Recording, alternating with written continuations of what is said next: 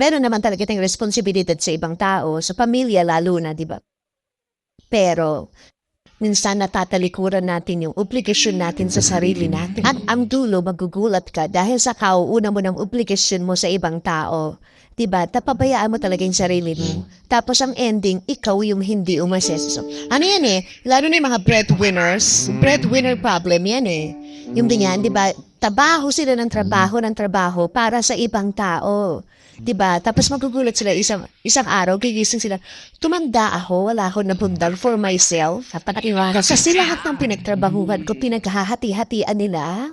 'Di ba? At ang masakit pa, ang tagal ko na nagtatrabaho para sa kanila, pero hindi pa rin sila umaasenso.